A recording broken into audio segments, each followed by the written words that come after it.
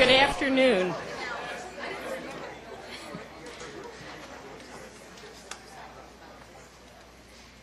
On behalf of the University of Florida Board of Trustees, President Bernie Machen, and the George A. Smathers Libraries, it's my honor and privilege to welcome you to this dedication ceremony where we celebrate the successful completion of a $30 million construction and renovation project here at the library, a project that was 3 years in the planning and 3 years in construction, and where we thank those whose persistent efforts have made this building possible. We are honored to have with us on this special day many distinguished guests and friends. Indeed, everyone here is a special guest, but it is impossible to introduce all of you. Our speakers will be introduced to you shortly, but there are several others whom I would like to specifically recognize out there in the audience. As I make these introductions, I would like each person to stand when introduced, but then you can sit down because it's kind of a long list.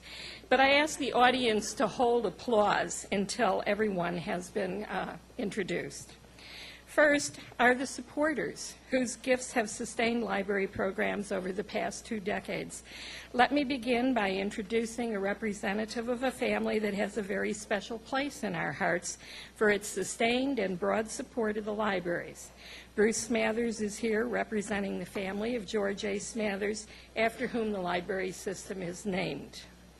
Representing the Leadership Board, who have contributed substantial time and effort to supporting the libraries, we have Susanna Borg, our chairperson, Robert A. Bryan, Mary Ellen Burnett, Keith Douglas, Gloria Fassett, Ann Hazley, Genevieve Hogan, Madeline Lockhart, Charlotte Porter, Ted Prosser, Jane Wall, R.J. Wilcher, and Thomas Woodell.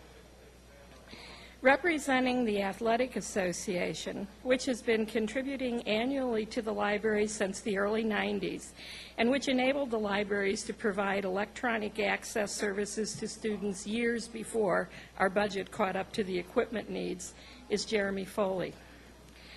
Some years ago, the Athletic Association allowed us to split their annual gifts between what we expended that year and what we added to our endowment.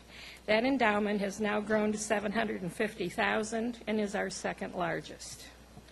And finally, the sponsors of this event, without whom there would have been no event, Bill Parker of Biltmore Construction, Kenyatta Baylor of Elsevier, Mary Ellen Burnett, Alex Long of Long & Associates, Ted Prosser, Barbara Kaplan of Blackwell, Bruce Smathers, R.J. Wilcher, and Thomas Woodell.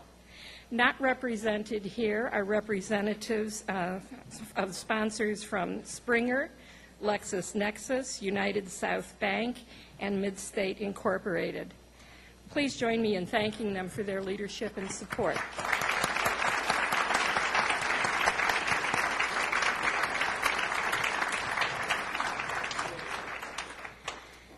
We are also pleased to have with us several representatives of the university, the libraries, and other SUS institutions. And again, I ask you to hold your applause until all are recognized. Provost and Senior Vice President for Academic Affairs, Janie Faulk. Former Provost David Colburn. Without David's assignment to the libraries of the Department of Transportation building near the airport, plus $1 million to renovate it for book storage so that we could empty Library West for gutting, renovating, and expanding, there would be no library. We welcome other university vice presidents and deans. I have seen some of you. Would you please stand so that we can recognize you? At least one of my colleague directors from our sister state institution is here, and I would ask him to stand. Bill Summers from FSU.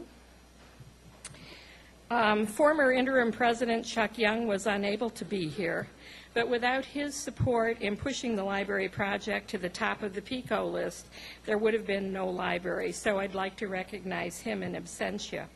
By our applause, I'd like to thank all of these people for their leadership of the library.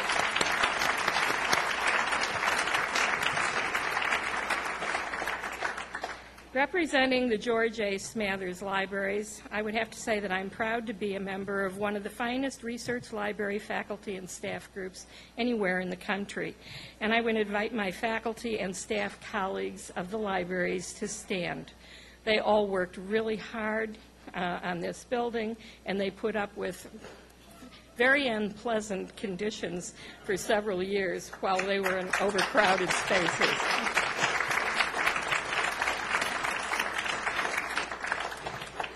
Representing the student body, we have President John Boyles with us, and we would welcome any other students present to please stand for recognition.